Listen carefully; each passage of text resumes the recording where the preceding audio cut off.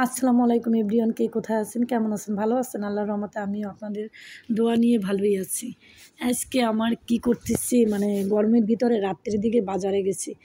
যে মেয়ে বলল কি একটা কক মুরগি নিয়ে আসবা, কক মুরগি খেতে ইচ্ছে করে অনেক দিন ধরে। শাক সবজি অনেক কিছুই খাওয়া হচ্ছে, ডাল সব কিছুই খাওয়া হচ্ছে, কিন্তু মুরগি খাওয়া হচ্ছে না। আমি বললাম যে ব্রয়লার মুরগি আনবো, বউ বলতেছে যে না, ব্রয়লার মুরগি খাওয়া যাবে না, তুমি একটা কক মুরগি নিয়ে আসো। তারপর আমি আরও বাজারে যেয়ে একটা কক মুরগি দাম ধরে নিয়ে আসলাম, প্রচুর পরিমাণে দাম বাজারে। তারপরও খেতে হবে এই জন্য নিয়ে আসলাম। আর প্রতিদিন তো আমি কিছু না কিছু করলে ব্যক্তিগতভাবে এটা আমি শেয়ার করি, তাই না? আর হচ্ছে যে অনেকে বলেন, অনেকে বকাবকি করেন যে আমি কি দিচ্ছি ভিডিও, কেন দিচ্ছি?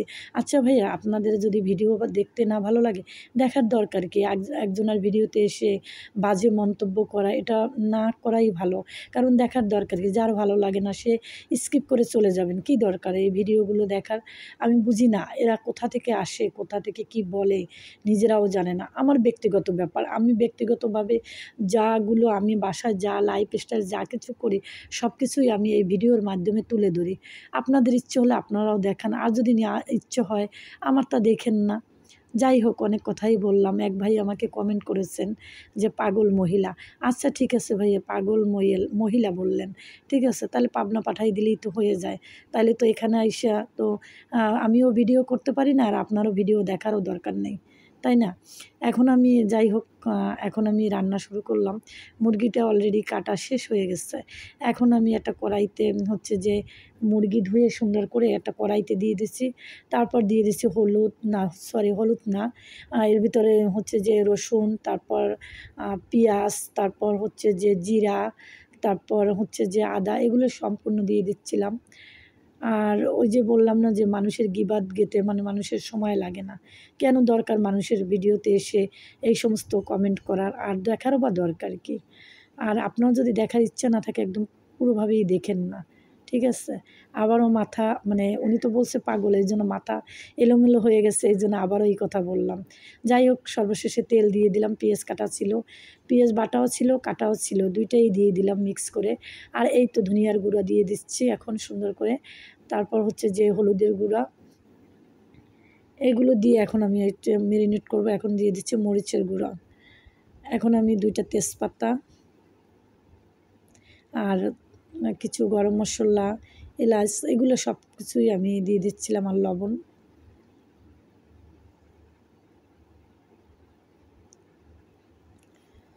এখন জিরার গুঁড়ো উপর দিয়ে গোটা কিছু জিরার গুঁড়ো ছিটিয়ে দিচ্ছিলাম। আর আজকে কথা আমি থেমে থেমে বলতেছি, কারণ আমি কারো মতন অত মিথ্যে কথা বলতে পারি না, যা বলে সত্যি কথা। এর জন্য কথা কম বলি। অনেক মানুষ রান্না করতে যেয়ে অনেক কিছুই বকবক করে, কিন্তু আমার আর হচ্ছে না। আমি অনেক চেষ্টা করতেছি কিন্তু হচ্ছে না। যাই হোক, আমি সত্যি কথাগুলো বলতেছি। আমার ভিডিও যদি আপনাদের ভালো না লাগে, দেখার দরকার নেই। যার ভালো লাগবে সে দেখবে। এইটাই হলো বাস্তবতা। আর হচ্ছে এই যে আমি কতগুলো পানি দিয়ে দিলাম, মানে ঝোল দিয়ে দিলাম। কারণ যেহেতু প্রেশার কুকারে দিব, এই কক মুরগি হচ্ছে যে ইসে কড়াইতে হবে না। এর জন্য প্রেশার কুকারে আমি দিয়ে দিব। এই জন্য সব কিছু ম্যারিনেট করে পানি দিয়ে তারপরে হচ্ছে যে এবার আমি ঢাকনা দিয়ে ঢেকে দিব। এখন আমি রান্নাঘরে যাব। রান্নাঘরে যেয়ে মানে ওইটা আবার দেখতেছিলাম যে ঠিকঠাক মিক্স হয়েছে কিনা।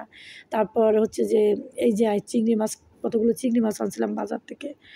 চিংড়ি মাছেরও দাম, প্রচুর দাম, তারপরও নিয়ে আসলাম অনেকগুলো চিংড়ি মাছ। আর এই যে মানে কালকে আবার চিংড়ি মাছ দেখাবো ভিডিওতে রান্না। আর এখন এই যে আমি আসলে সত্যি কথা কি, আমি রান্না শিখাইতে আসিনি। আমি দৈনন্দিন জীবনে যা করি, আমার লাইফস্টাইল সবই আপনাদের দেখাচ্ছি। আর যার ভালো লাগবে দেখবে, আবারও বললাম যার ভালো লাগবে না সে স্কিপ করে চলে যেতে পারে। আর এইবার আমি চুলায় দিয়ে দিলাম, এইবার ঢাকনা দিয়ে মানে ২-৩টা সিটি পড়লেই আমি উঠায় রেখে দেবো। আর এইখানে যে এই যে আমি আবার লটকে শুটকি আর চাপা শুটকি কালকে বাজার থেকে নিয়ে আসছিলাম। তা গরমের দিন না কেমন জানি হয়ে গেছে। আমি গন্ধ, মানে দোকানে যেয়ে গন্ধ সহ্য করতে পারিনি। এমন একটা প্রচুর পরিমাণে গন্ধ হচ্ছিল। মানে আঠা হয়ে গেছিলো। তার জন্য একটু রোদ্দুরে দিয়ে ১ম এ ফ্রিজে রাখছিলাম, তারপরে রোদ্দুরে দিয়ে উঠায়ে রাখছি। আর এই যে কিছু মাছ নিয়ে আসছিলাম বাজার থেকে, সেইটাও একবারে আমি মাসিক বাজার করি তো, এইজন্য। আর এই চিংড়ি মাছ কিছু এই যে কেটে কুটে রাখতেছিলাম যে এই যে এগুলো আবার ফ্রিজে রেখে দেবো সুন্দর করে গুছাইয়ে গাছাইয়ে। তার জন্য আবার আমি একটা একটা করে কেটে নিচ্ছিলাম চিংড়ি মাছগুলো। এইবার হচ্ছে যে এইবার তরকারিটা হয়ে আসছে, সিটি হয়ে গেছে, খুলে ফেলছে। এখন আমি আলুগুলোরে দিয়ে দিচ্ছিলাম, কারণ আলু সিটি দেওয়ার দরকার নেই, আলু এমনি ঝোলের ভিতরে হয়ে যাবে, এই জন্য আর সিটি টিটি দেয়নি, মাংস সিটি দেওয়া হয়ে গেছে। এখন আমি ঢাকনা দিয়ে এখন নেড়েচেড়ে ঢাকনা দিয়ে দিয়ে দিচ্ছি। আর এই যে আমি মাছগুলোরে একটা পলিথিনে করে সুন্দর করে সবগুলো পলিথিনে করে উঠিয়ে ফেলতেছি। এটা হচ্ছে তরকারির সাথে দিব। ছোটো চিংড়ি পাই নাই, বড় চিংড়িগুলো নিয়ে আসলাম। আর এই যে আমার তরকারি একদম পুরো হয়ে গেছে, এখন ঠিকঠাক হয়েছে, খাওয়ার পর্যায়ে। এই জন্য গুছাই গাছাই নিলাম আর দেখতেছিলাম যে কীরকম ঝোল টোল রেখেছি। তারপর আসলাম বাইরে, বাইরে এসে একটা পদ্মাগুলো শুকো দিয়েছিলাম, কতগুলো পদ্মা শুকো দিয়েছিলাম, সেই পদ্মাগুলো শুকিয়ে গেছে, তাই আমি পদ্মাগুলোর ওই যে এইগুলো ঠিক করতেছি। আবার রান্নাঘরে আসলাম, রান্নাঘরে আইসা এগুলো একটু মোছামুছি করতেছিলাম।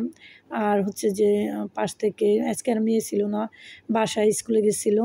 আর আজকে ভিডিওটা আমি মানে করছি।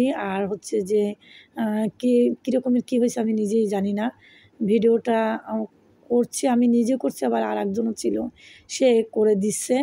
আর আমি এই গরমের ভিতরে কী অবস্থা আমার, এই পর্যন্তই। আল্লাহ হাফেজ।